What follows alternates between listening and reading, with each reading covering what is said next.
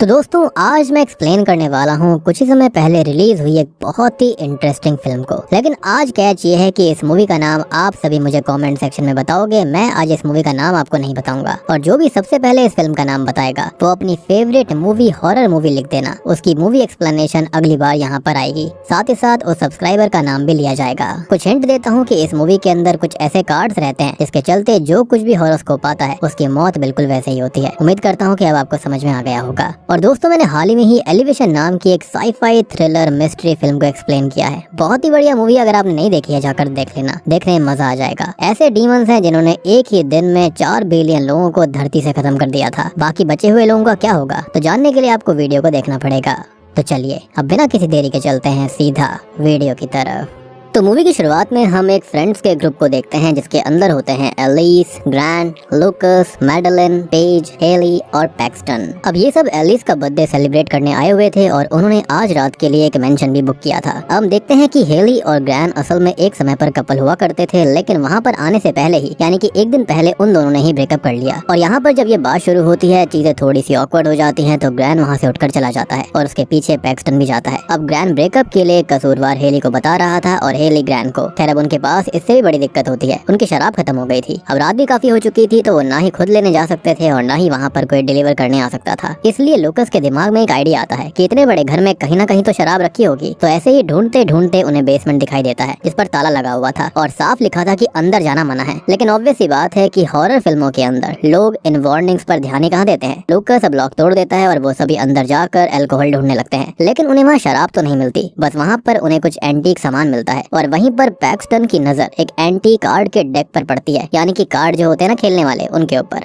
लेकिन जब पैक्सटन उनको खोलकर देखता है तो वो कोई नॉर्मल कार्ड नहीं थे, बल्कि वो टैरो कार्ड थे, यानी कि जिनसे भविष्यवाणी वगैरह करी जाती है। अब मैडेलिन उन सबको बताती है कि उसकी दादी कहती थी कि टैरो का कनेक्शन डेविल से होता है। तो हेली बताती है कि फ्यूचर प्रेडिक्ट करने के लिए एस्ट्रोलॉजी और टैरो का इस्तेमाल एंशिएंट टाइम से होता आ रहा है। तभी एलिस हेली को उन सभी का हॉरोस्कोप रीड करने के लिए कहती है और हेली के जब बहुत मना करने के बावजूद भी एलिस नहीं मानती, तो हेली को उसकी बात माननी ही पड़ती है। खैर फिर वो सभी ऊपर चले जाते हैं और जैसे ही हेली बैठकर वो बक्से को ओपन करती है जिस पर 12 ज़ोडिएक सिंबल्स थे, वो भी एक सर्कल में, वहाँ पर हवा का एक झोंका आता है और हेली उन सबको एक बार फिर से सोचने के लिए कहती है। अब एलिस आगे आकर अपना हॉरोस्कोप रीड करने के लिए कहती है, तो हेली उसका हॉरोस्कोप रीड करने लगती है। हेली ने 12 कार्ड निकाले थे जो कि उसका फ्यूचर बताएंगे और 13वां कार्ड उसको क्लैरिटी देगा कि एलिस को क्या करना चाहिए। खैर एलिस लिब्रा होती है और उसका 13th कार्ड आता है हाई प्रीस्टेस का। सबसे बड़ी बात कि उन्हें हाथों से पेंट किया गया था और वो नॉर्मल टैरो कार्ड से अलग लग रहे थे और वो भी बहुत ही ज्यादा क्रीपी भी थे, यानी कि उन सभी पर जो बनी हुई ड्राइंग्स थी वो ऐसे लग रही थी जैसे कि वो अभी जिंदा होकर बाहर आ जाएंगी। खैर हेली ये बताती है कि एलिस जो है वो बहुत ही ज्यादा क्यूरियस पर्सन है और वो सक्सेस की सीढ़ियां बहुत ही जल्दी चढ़ रही है और हाई प्रीस्टेस उसको ये बता रही है कि उसे धीरे होना होगा वरना वो फिसल कर नीचे गिर जाएगी और भारी नुकसान भी हो सकता है। फिर एलिस के बाद बारी आती है मैडेलिन की और वो ये सब मोबाइल में रिकॉर्ड भी कर रही थी। सो हेली मैडेलिन का हॉरोस्कोप पढ़ना शुरू करती है और उसका 13th कार्ड था द हैंगमैन। और हेली बताती है कि मैडेलिन पीसिस है और वो एक एम्पैथेटिक, जेनरस और क्रिएटिव पर्सन है और किसी चीज के लिए एक लाइन बन रही है लाइक हैंगमैन उसे बहुत संभलने के लिए कह रहा है और हो भी सकता है कि टेक्नोलॉजी अपने आप ही काम करना बंद कर देगी। लेकिन मैडेलिन को घबराना नहीं है क्योंकि it will soon be water under the bridge, यानी कि सब कुछ ठीक हो जाएगा। अब यहाँ सब इस हॉरोस्कोप वाली चीज को मजाक में ले रहे थे। सो अब हेली पैक्सटन को बुलाती है लेकिन वो बाथरूम जाता है और इतने में ही हेली पेज का हॉरोस्कोप रीड करती है और उसका 13वां कार्ड होता है द मैजिशियन का।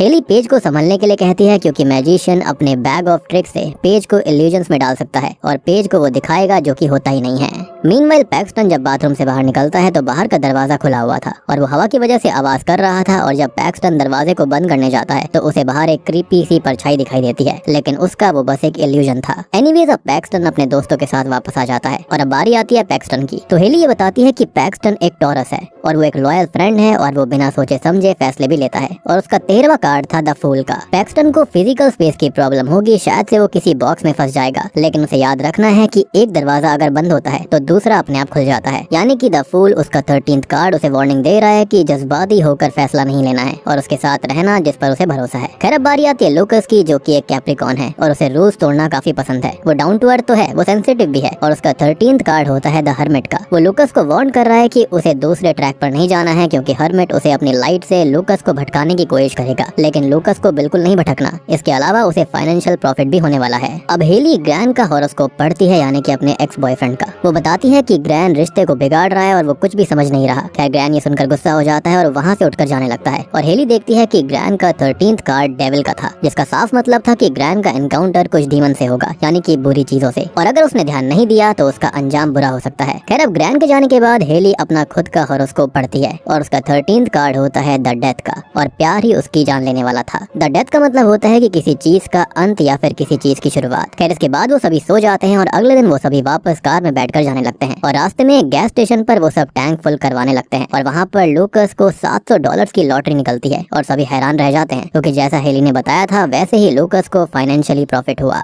और अभी तक आपको ऐसा लग रहा हो कि यहाँ पर आखिर हुआ क्या है, लेकिन ट्रस्ट मी आगे चीजें इतनी ज्यादा इंटरेस्टिंग और डरावनी होने वाली हैं कि आपको मजा ही आ जाएगा। खैर अब सीन शिफ्ट होता है और हम एलिस को उसके अपार्टमेंट में देखते हैं और वो पेज से बात कर रही थी, और जब वो नहाकर वापस आती है तो कॉरिडोर में एटिक की जो सीढ़ियाँ थी वो नीचे आती हुई दिखती हैं, तो वो उसे वापस ऊपर कर देती है। एंड फॉरेन में ये कॉन्सेप्ट काफी ज्यादा फेमस है। खैर वो फिर से अपने रूम में जाकर पेज से बात करने लगती है। तभी थोड़ी देर के बाद में फिर से कॉरिडोर से कुछ आवाज आती है। अब एलिस कॉरिडोर में जाती है और हम उसके पीछे किसी को नोटिस करते हैं, लेकिन जैसे ही वो लाइट को ऑन करती है वो वहाँ से गायब हो जाता है और एलिस उन लेडर्स को फिर से नीचे ही देखती है जिसको उसने ऊपर कर दिया था। अब वो ऊपर एटिक में देखने की कोशिश करती है, वहाँ पर झांकती है कि वहाँ है कौन, लेकिन वहाँ पर अंधेरा था, तो वो फ्लैश लाइट ऑन करती है और ऊपर एटिक में कोई एक जगह से दूसरी जगह भाग रहा था, लेकिन एलिस उसे देख नहीं पा रही थी कि वो है कौन। अब तभी उसे नीचे से भी किसी के भागने की आवाज आती है और एलिस देखती है कि नीचे कोई नहीं है, लेकिन जैसे ही वो वापस ऊपर एटिक में देखती है तो सभी जगह पर मोमबत्तियां जल रही थी और उसके सामने एक कार्ड था, यानी कि द हाई प्रीस्टेस वाला, जो कि उसका कार्ड आया था। और तभी वो हाई प्रीस्टेस एलिस के सामने आ जाती है और उसे डर कर एलिस नीचे गिर जाती है। अब वो अपना मोबाइल उठाने के लिए रेंगते हुए उसके पास जा रही थी, लेकिन हाई प्रीस्टेस उसे पीछे खींच लेती है और उन लेडर्स को वो बार बार एलिस के ऊपर मार मार कर उसे जान से मार डालती है, जो कि बहुत ही शॉकिंग चीज थी। यानी कि जैसे जैसे उनके कार्ड्स आए थे वही एंटिटीज को मारने वाली हैं। एटलीस्ट यहाँ पर एलिस के साथ में तो यही हुआ। खैर अब अपनी दोस्त के बारे में जानकर सभी दोस्तों को बहुत ही ज्यादा दुखी होता है और सभी काफी उदास थे। किसी को भी समझ में नहीं आ रहा होता कि एलिस के साथ में ऐसा कैसे हो गया। इनफैक्ट पुलिस को भी ये बात समझ में नहीं आती। खैर आज की रात हेली और पेज एक साथ रुक जाती हैं और लूकस और मैडलिन भी अपने अपने घर चले जाते हैं। अब रात को पेज को बुरा सपना आता है और वो जाग जाती है और पेज ये कहती है कि शायद अगर वो एलिस के साथ होती तो आज वो जिंदा होती। तो हेली ये कहती है कि ऐसा नहीं है, किस्मत को कोई भी नहीं बदल सकता, क्योंकि कुछ साल पहले उसकी माँ को कैंसर हो गया था और उसने भविष्य जानने के लिए टैरो कार्ड रीडिंग सीखी, एस्ट्रोलॉजी भी की, लेकिन हर बार एक ही बात सामने आई कि उसकी मॉम नहीं बचेगी, और ठीक ऐसा ही हुआ। यानी कि जो होना है वो होकर रहेगा। मीनवाइल हम लूकस को देख पाते हैं जो कि सबवे स्टेशन से जा रहा था और उसे वहाँ पर वही हर्मिट दिखता है। वहाँ की लाइट जो होती है वो अचानक से फ्लिकर करने लगती है। अब वो हर्मिट से डर कर रेस्ट्रिक्टेड एरिया में चला जाता है, यानी कि उसने फिर से रूल तोड़ दिया, लेकिन हर्मिट अभी भी उसका पीछा कर रहा था, तो वो डर के मारे एक खाली बग्गी में छुप जाता है। लेकिन वहाँ पर भी हर्मिट उसे बार बार आकर डरा रहा था और जैसे ही लूकस बग्गी के दरवाजे के पास जाता है तो हर्मिट उसे फिर से डरा देता है और लूकस सब बाहर कूद जाता है। तभी हम देख पाते हैं कि पास वाले ट्रैक से एक ट्रेन आ रही होती है, जिससे कि वो टकरा कर वहीं पर खत्म हो जाता है। तो इससे आप एक बात तो समझ चुके हो कि सारे ही दोस्तों को इन कार्ड से खतरा था। खैर अब यहाँ पर सेम वही हो रहा था जो कि हेली ने उसे बताया।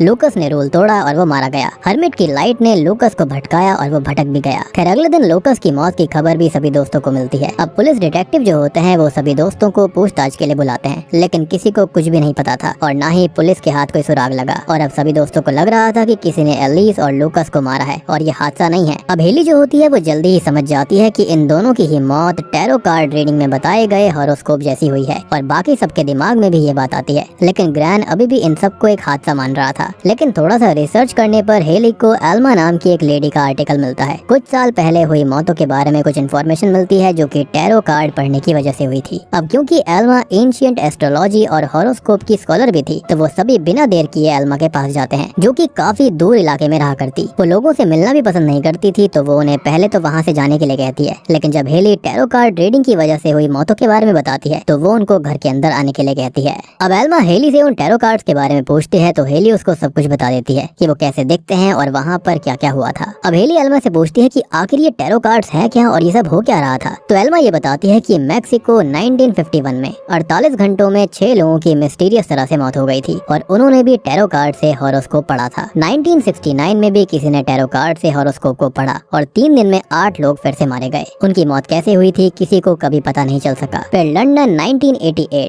एक ग्रुप वीकेंड के लिए गया और उन्होंने भी टैरो कार्ड से हॉरोस्कोप पढ़ा और सभी मारे गए थे, लेकिन एक व्यक्ति बच गया था जो कोई और नहीं बल्कि खुद एल्मा थी, क्योंकि उसने खुद का हॉरोस्कोप नहीं पढ़ा था और वो उन कार्ड्स की तलाश कब से कर रही है ताकि वो उनको खत्म कर सके। अब वो उन सबको पूरी बात बताती है। वो कहती है कि ये एक असल में एस्ट्रोलॉजर की कहानी है। तो 1798 हंगरी में एक एस्ट्रोलॉजर हुआ करती थी जो कि वहाँ के काउंट का हॉरोस्कोप पढ़ा करती और वो इन्हीं टैरो कार्ड्स का इस्तेमाल किया करती थी और जो उस मेंशन के अंदर कार्ड्स हैं वो उसी के हैं। फिर उस काउंट की वाइफ प्रेग्नेंट होती है और एस्ट्रोलॉजर ने हॉरोस्कोप पढ़ा और उसने उस काउंट को बताया कि उसकी बीवी और बच्चा नहीं बच पाएंगे। उस काउंट ने बहुत कोशिश करी लेकिन हर बार कार्ड सेम बात बता रहे थे, जैसे कि यहाँ पर हेली की माँ के साथ था। तो गुस्से में काउंट उस एस्ट्रोलॉजर को गाँव से निकाल देता है। अब उस एस्ट्रोलॉजर की एक छोटी बेटी थी और वो एक जंगल में रहने चली गई, लेकिन जब काउंट की बीवी और बच्चा डिलीवरी के वक्त नहीं बच पाए तो काउंट ने गाँव वालों को साथ लिया और एस्ट्रोलॉजर पर ब्लैक मैजिक करने का इल्जाम लगाया और उन्होंने उस एस्ट्रोलॉजर की बेटी को मार डाला। अब गुस्से से पागल और गांव वालों से बदला लेने के लिए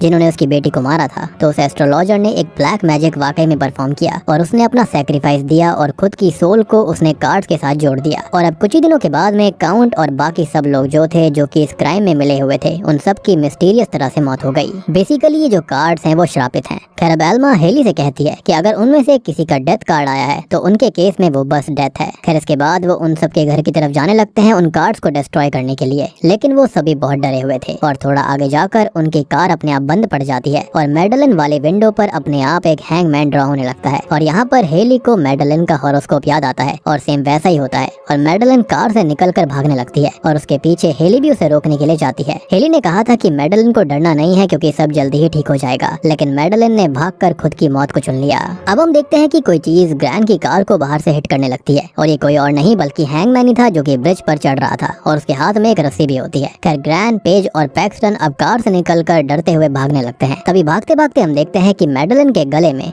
हैंगमैन ने रस्सी को डालकर उसे ऊपर खींच लिया था और वो मैडलिन को मार डालता है। यहाँ पर हैंगमैन को देखकर वो सभी डर कर वहाँ से भागने लगते हैं। अब थोड़ा आगे जाकर वो फैसला करते हैं कि वो उस घर में वापस जाकर उन सभी कार्ड्स को डिस्ट्रॉय करके ये सब खत्म करेंगे, लेकिन पैक्सटन बहुत डर चुका था और उसका कहना था कि वो सब घर चले जाएंगे और ये सब ठीक हो जाएगा और पैक्सटन वहाँ से अकेले ही अपने अपार्टमेंट में जाने लगता है और बहुत रोकने पर भी वो नहीं रुकता। तभी हम देखते हैं कि हेली, ग्रैन और पेज ने उस घर को फिर से बुक कर लिया था ताकि वो उन कार्ड्स को डिस्ट्रॉय कर सके। तभी पैक्सटन को अपने अपार्टमेंट के बाहर रोड के दूसरी तरफ कोई दिखता है और वो था द फूल और वो इस तरह से फ्लेक्स करता है खुद को पैक्सटन के सामने कि वो डर जाता है और थोड़ा सा एम्बैरस भी हो जाता है क्योंकि पैक्सटन मोटा होने की वजह से थोड़ा भी अपनी बॉडी को फ्लेक्स नहीं कर सकता था, जो कि मेरे ख्याल से यहाँ पर काफी फनी सा सीन होता है। लेकिन इस सिचुएशन के अंदर यहाँ जो काम नहीं आएंगे और वो जल्दी से बिल्डिंग में चला जाता है और रिसेप्शन पर गार्ड भी नहीं था और जो पैक्सटन की चाबी थी वो भी काम नहीं कर रही थी। अब पैक्सटन यहाँ पर पछता रहा होता है कि शायद उसने यहाँ पर आकर बहुत बड़ी गलती कर दी और वो अपने दोस्तों के साथ वहाँ पर रुक जाता तो एटलीस्ट उसके बचने के कुछ चांसेस थे।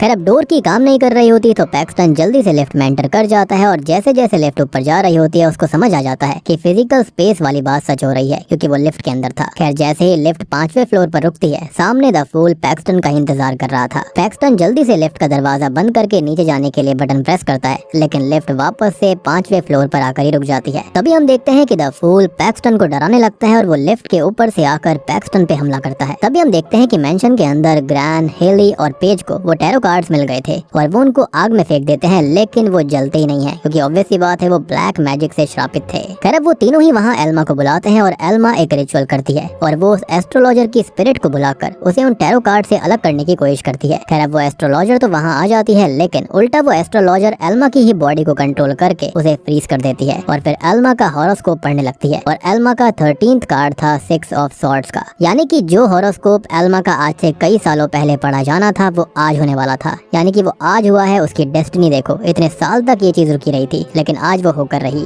यानी कि ये स्पिरिट याद रखती है कि किसने हॉरोस्कोप पढ़ा था या फिर नहीं पढ़ा था। खैर अब इस खौफनाक नजारे को देखकर ये तीनों ही बच्चे डरकर भागने लगते हैं, लेकिन आगे जाकर उनके सामने एल्मा की डेड बॉडी आकर गिरती है और उसकी बैक में 6 तलवारें घुसी हुई थी। खैर इसी भगदड़ में होता यह है कि पेज जो होती है वो ग्रैन और हेली से अलग हो जाती है और ग्रैन के लिए वहाँ पर द डेविल आ चुका था और उससे बचने के लिए ग्रैन और हेली खुद को एक रूम में लॉक कर लेते हैं। मीनवाइल पेज बेसमेंट के अंदर जाती है और मैजिशियन उसके साथ ट्रिक्स खेलने लगता है। पहले वो उस रूम के लाइट बल्ब को तोड़कर पेज के विजन को खराब करता है और ऐसे ही पेज मैजिशियन के स्टेज पर पहुंच गई थी। वहाँ पर मैजिशियन की क्रीपी ऑडियंस भी बैठी होती है। खैर अब मैजिशियन को देखकर पेज वहाँ से भागने की कोशिश करती है, लेकिन वो उसके पैर में चेन बांध देता है। फिर भी पेज किसी तरह से रेंगते हुए एक बक्से के अंदर छुप जाती है, लेकिन ये बक्सा मैजिशियन की अगली ट्रिक के लिए इस्तेमाल होने वाला था और यहाँ पर वॉलंटियर खुद पेज हो चुकी थी, यानी कि वो खुद से उस बक्से के अंदर छुप गई, जबकि उसे ऐसा नहीं करना चाहिए था। अब मैजिशियन उस बॉक्स को स्टेज पर लेकर जाता है और एक आरी की मदद से उस बक्से को काटने लगता है, यानी कि पेज को काट देता है। और ऑडियंस जो होती है ना, वो बहुत ही क्रीपी तरह से हंसने लगती है। ये ऑडियंस बहुत ही ज्यादा क्रीपी थी। हो सकता है कि इस मैजिशियन के पास्ट विक्टिम्स ये रहे होंगे। खैर उधर हेली और ग्रैन को भी पता चल चुका था कि पेज अब इस दुनिया में नहीं रही, तो हेली ग्रैन से कहती है कि वो उस रूम में जाकर उस एस्ट्रोलॉजर के ही हॉरोस्कोप को पढ़ देगी, जिससे कि शायद वो उससे छुटकारा पा सकते हैं। लेकिन तभी वहाँ पर द डेविल विंडो तोड़कर ग्रैन को अपने साथ ले जाने के लिए आ चुका था और फिर वहाँ पर द डेथ भी आ जाता है, जो कि हेली के लिए आया था। खैर हेली किसी तरह से उससे बचकर एक क्लोजेट के अंदर छुप जाती है। खैर अब जब वो बाहर निकलती है तो द डेथ उसके सामने ही आ जाता है और वो हेली को मारने ही वाला था, लेकिन तभी वहाँ पर ग्रैन आकर उसको बचा लेता है, जो कि अभी भी जिंदा होता है। लेकिन शायद से ये ज्यादा देर के लिए नहीं था, क्योंकि द डेविल ग्रैन को बेहोश कर देता है। तभी हम देखते हैं कि हेली ने जल्दी से जाकर उस एस्ट्रोलॉजर का हॉरोस्कोप पढ़ दिया था और द डेविल भी ग्रैन को खींचकर अब हेल में ले जाने की कोशिश कर रहा था, जिसके ढेर सारे डीमन जो होते हैं वो ग्रैन को पकड़कर नीचे खींचने लगते हैं। और उधर जैसे ही एस्ट्रोलॉजर हेली को मारने के लिए उस रिचुअल वाले सर्कल में आती है, तो हेली एस्ट्रोलॉजर को बताती है कि उसने उसका हॉरोस्कोप पढ़ लिया है और उसका 13th कार्ड है, यानी कि द डेथ का। तभी उस सर्कल में ड्रॉ किए एस्ट्रोलॉजिकल साइंस चमकने लगते हैं और सभी कार्ड्स हवा में लेविटेट करते हैं। और तभी हम नोटिस कर पाते हैं कि हेली, जो कि खुद भी एक एस्ट्रोलॉजर रह चुकी है, उसकी ट्रिक काम कर गई थी और देखते ही देखते एस्ट्रोलॉजर खत्म हो जाती है, राख बन जाती है और इसके चलते ग्रैन भी बच जाता है और सभी कार्ड्स भी अपने आप जलकर खत्म हो जाते हैं। अब मूवी की एंडिंग में ग्रैन और हेली रोड पर पैदल अपने शहर की तरफ जा रहे थे और उनकी तरफ एक कार आती हुई दिखाई देती है। वो दोनों इससे काफी डर जाते हैं कि शायद अभी भी सब कुछ खत्म नहीं हुआ, लेकिन तभी कार में से पैक्सटन निकलता है, जो कि बच गया था और वो सारी बात बताता है कि उसका रूममेट जो होता है वो उस वक्त लिफ्ट में आ गया था, जिसके चलते वो बच गया और फिर वो जल्दी से अपने फ्रेंड्स की हेल्प करने के लिए यहाँ पर आया। खैर अब फाइनली वो तीनों ही कार में बैठकर शहर की तरफ जाने लगते हैं और उन्होंने एक बहुत बड़ी आपदा को बचा लिया था, क्योंकि ये चीज बहुत लंबे समय से चलती आ रही थी। मिस्टीरियस तरह से काफी मौतें हो रही थी, लेकिन अब ऐसा कुछ नहीं होगा, क्योंकि उन्होंने उन कार्ड्स को और उस एस्ट्रोलॉजर की स्पिरिट को ही खत्म कर दिया और बूम।